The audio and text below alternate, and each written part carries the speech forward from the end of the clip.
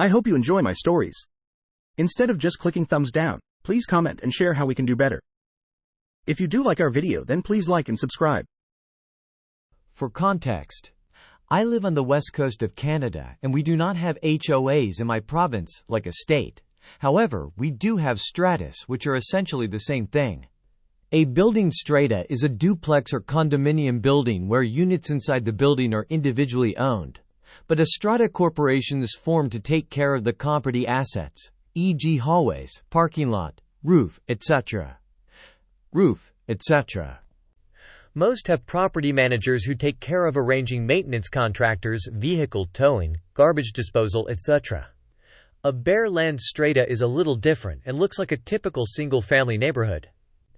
The units are the individual strata lots, and the common property would typically consist of the strata road, which may look like a public road, streetlights, underground water, sewer infrastructure, and common amenity areas, like clubhouses, gardens, etc. Most have property managers as well. Of the two types of stratas, bare land, stratas are often the ones that have more issues, as property owners may assume that their common assets, e.g. road, are owned by the city, and they don't maintain them, which leads to failure of common property infrastructure. There are a few recent cases where a bare land strata never invested any money in maintaining their underground sewer water infrastructure, and it failed, costing each owner upwards of $25,000. They often demand that the local government use taxpayer dollars to bail them out, but 9 times out of 10, this tactic doesn't work. The background. I worked in local government when I was younger and dealt with my fair share of bare land strata corporations, demanding that the government enforce the strata's rules or take over their infrastructure. Once I had saved enough money to buy a home, I was determined not to live in a bare land strata. Unfortunately, I could only afford a condo, so I had to buy into a building strata. It was a little quirky. The original property was one large lot that was developed into 4 condos with a shared driveway and common fountain sitting area. In my opinion, the city should have required that each building be on the same strata plan, but they didn't, so pieces of the driveway was owned by different buildings, and there were legal easements to allow the other building to use the driveway. I was in Building D, which was landlocked, and needed access through Building B's and A's land to get to the public road. While there was a legal easement enforcing, the easement would have to be done through the courts if relations between building stratas went sour. Observations. My unit had a prime view of the parking lot, which only had 4 visitor parking stalls. In my first week, I noticed that folks from Building A, B, and C were using our visitor stalls, meaning that family friends couldn't visit me or the other occupants of my building, who owned this portion of the parking lot. I had been told by occupants of buildings A, B, and C that there was a zero-tolerance policy if my guests parked on their land, so I was a little annoyed when my friends couldn't visit, and I reached out to the property manager. The property manager advised that the management company does not enforce parking. The parking guy who did was a volunteer and has moved away. The setup. There's me douchebag drivers, DD'd the strata council, the property manager. When I moved in, I was going to have a friend over, who was surprising me a housewarming gift. This was going to be a challenge as there were only 4 visitor spots shared between the 36 units in our building. Also, due to the landlocked status of my building, some people had trouble finding the entrance between Building A and B. My friend called me and was having trouble finding the driveway, so I went out to meet them. On my way to the road, I saw that each of the visitor stalls was full, but the folks douchebag drivers, who just parked in the last available spot, were headed towards Building A.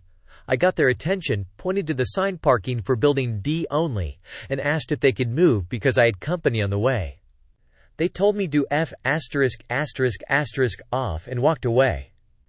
My friend was able to find parking a block away and walked to my building to visit, but I was a little annoyed and called up the property manager to see if they could deal with the DDs. He informed me that only the strata president can authorize a tow and he's out of town, so I was out of luck. The story. I decided to attend the strata council meeting to see if I could get a copy of the bylaws and to get an idea of how the council functioned. Property manager. Since the parking guy, also a council member, has moved, we don't have enough council members to hold a meeting. Strata council, 2 ladies. Who's the new guy? If he's an owner, he can be on the council, and then we have enough people to hold a meeting. Property manager. Looks to me, are you an owner? Me. Yes. Property manager. Great. You're the vice president of the council now. Let's get this meeting started. Me. Confused, okay? The meeting was a little dull. It was focused on finances and addressing complaints received by different unit owners, mostly about noise and parking. Since I identified myself as the guy who asked about the parking issue afterwards, the property manager gave me the parking notices and a copy of the bylaws. I was instructed to leave a warning on a windshield if there's any overnight parking and call the president for a tow the next time they part. After the meeting, I went back to my unit and looked at the rules bylaws. While we could tow the folks using our stalls and clearly visiting other buildings, the rules around how long legitimate visitors could stay were unclear, and it didn't appear to prohibit owners from parking their second vehicles in the visitor stalls. However, the Strata president had been towing for these offenses. The next week, the DDs were back and once again used our parking area when visiting the other buildings. Me. Places the warning on their windshield. DDs. What the F are you doing? Me. You can't park here unless you're visiting someone from our building. There's only 4 stalls to share between the 36 unit owners, and you've taken the last one. DDs. Yeah? What are you going to do about it then? Me. The Strata president may tow now that we've given you the warning. DDs laughed and walked away. When I sent the photo of the car and license plate to the Strata president, he informed me that he knew the DDs and not to give them a hard time. I called up the property manager who reiterated that only the Strata president can authorize a tow. This was complete nonsense, as the bylaws and rules did not state this, but I held my tongue and formulated a plan. Several months later, the annual general meeting was held and the Strata president was not present. Apparently he had sold his place, but kept his title until the meeting as no one wanted to do his job. I put my name forward for president and was voted in unanimously by the residents, mostly because no one else wanted the job. Sure enough, the DDs were back within a week, one again parking in the visitor stall. Me. Places the warning on their windshield. DDs. That a waste of paper, we're not going to get towed. Me. If you leave this car and go to one of the other buildings, the Strata president is going to call for a tow. DDs. Laughed, whatever man walked away. I waited about 15 minutes and then called for a tow. DDs had to call a cab and never came back.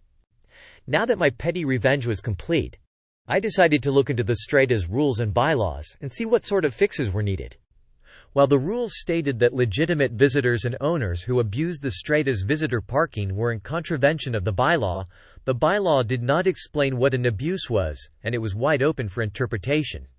I knew that if I called to tow any vehicle, I would be liable if there was a court dispute, and not the property management company, who should have been managing the parking as it was in their contract. Generally speaking, in the case of a dispute, a judge would determine the interpretation, and they often don't find in favor of Stratas, but the courts do look at if enforcement has been consistent. Example. If we have a log of every time this car broke the rules, we have records of placing warnings and notes about what we considered a violation, we might get a favorable ruling from a judge. Unfortunately, the notices were vaguely written, and the property manager did not have this information, as according to him, only the Strata president can authorize a tow. I'm not the president, I'm just the property manager. I brought my concerns to the property manager and suggested that we change the rules to cover off our liability and ensure fairness, consistency to the parking issue. Property manager. What's the matter? Me. I'm not comfortable enforcing the parking rules. Our rules aren't clear. Property manager. Those are the rules, and you volunteered to help. Me. We should change the rules then. Property manager. That's going to take a lot of work. Just enforce the rules as they are written. Later that night, the property manager sent me a follow-up email explaining that my role was to hand out parking notices and not to challenge the rules bylaws. Cue malicious compliance. I decided that I would rewrite the parking notices to read something along the lines of, Notice. It is suspected that this vehicle is parking in violation with the Stratas bylaws. Your license number has been recorded and will be towed by property management company KITME. If you think this notice was issued in error, please reach out to property manager's email. I gave any vehicle parking overnight a notice, but never called for a tow. Within a month caused 80+ calls to the property management company with complaints concerns. Property manager. What's going on? Why am I getting all these calls? Me. I've been handing out notices as my role. Property manager. You should call the tow company if we have repeat offenders. Me. Sorry, that's not my role. My role is to hand out notices. Property manager. What? No, you need tow. Who told you that you just do notices? Me. Send screenshot from property manager, noting that my role was to hand out parking notices and follow the rules as they are written. Property manager. Hangs up the phone. The property manager realized that I would never call a tow truck. Ironically, making the notices threatening versus vague caused many of the folks from other buildings to stop using our parking lot because they believed the threat. Word got around that I was to thank for this, and people were grateful. At our first council meeting 3 months after the annual general meeting, I welcomed the new council and started the meeting. Prior to the meeting, I had gone through the Stratas contract with the property management company and found a few interesting tidbits of information. Property manager. I'm happy to go over the annual budget. Before I do, does anyone have topics for tonight? Me. I'd like to go through these drops binder on the table. Property manager. Visibly confused. What are those? Me. These are our bylaws and rules, and frankly, they are out of date and vague. Property manager. I think that's a little harsh. The rules are fine. Me. Drops a second binder on the table. Property manager. Visibly more confused. What are those? Me.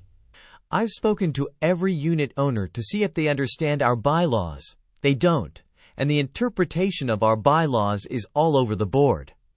Property manager. It can't be that bad. Give me an example. Property manager. Well, parking is an issue, and our bylaws say you can't abuse the visitor parking stalls. Some residents think that an abuse is anything more than 30 minutes, 2 hours, 1 day, 2 days, a weekend, a week, etc. We could find ourselves in deep trouble if the property management company starts towing. Property manager. Only the Strata president can authorize a tow. Me. Hands out paper. Actually, your contract says that you will take care of the parking enforcement. Also holds up phone. Here's a screenshot from you, clearly noting that my role is to hand out parking notices and to follow the rules as they are written. No, where in our rules does it say that only the Strata president can authorize tow? If you aren't going to fulfill your contract, we should find another property management company. Property manager. Visibility panicked. Okay. We'll take over parking enforcement. We don't need to change the bylaws for that, do we? Me. Yes, we do. If you tow and we lose in court, the Strata has to cover your court fees. Property manager. Fine, we'll update the parking rules. Me. No, we have to redo the entire bylaws. Here's some other rules that are out of date, which none of the residents agree on the interpretation. We continued to walk through the bylaws line by line, and everyone realized how archaic they were. Property manager. Okay, you've made your point. These bylaws need to be updated. We can hire a lawyer to draft the new bylaws, but that's going to take some time, and we'll need to approve at least $10,000 to allow for the lawyers to draft the bylaws and account for revisions as the owners want changes. This will also have to wait until the next annual general meeting. Me. Drops a third binder on the table. Property manager. No longer visibly confused. Just looks like he has a headache sigh. What are those? Me. I've actually gone and drafted a new set of bylaws. To replace these garbage ones? If you go through the residents' comments in the second binder, you'll see that there's some common ground on what people do think would be reasonable if we had an opportunity to change the rules. These draft bylaws address all those comments. Property manager. Okay, well, we should still budget $8,000 then. Me. No, it shouldn't cost us a dime. Your contract with our strata says that your company will provide legal services in the form of vetting new rules and conducting bylaw reviews updates on a 5-year basis, and this is covered in our monthly fees. When was the last time a review was undertaken? Property manager. I'm not sure. I'll need to look at our records. Me. Well, the bylaws are from 2006, and our contact with you started in 2007. Property manager. Looking defeated. Okay. We can conduct the bylaw review in 3 months so that the new bylaw is ready for the next annual general meeting. I want to move on with the review of our annual budget and move on. Does the president have anything else to add before I do? I had expected this. Part of the contract with the property management company included a clause that the company could, with a month's notice, cancel their contract with no penalty provided that they complete any works currently directed by council, provided that the work could reasonably be done within that month. I imagine that this clause was in place so that if anyone ever attempted to take advantage of the legal services, the management company could withdraw their services and claim that since the bylaw reviews were scheduled in 3 months and therefore could not be reasonably reviewed within the 1-month period. Me. Before we move on, I think we should adopt these new bylaws as rules. This will allow us to enforce parking problems right away, and the legal review of the rules can be done within a few weeks.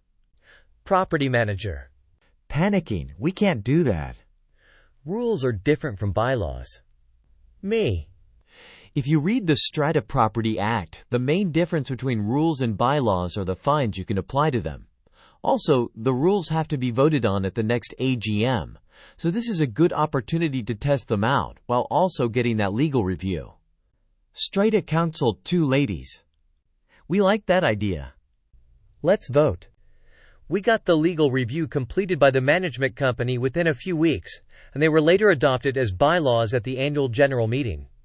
The 2 ladies who had been on Strata Council since 2007 realized that they hadn't been getting the best value for the contract with the property manager, and put forward a motion to end our contract and hire the property management company who deals with the other buildings in our area, who had a much better reputation.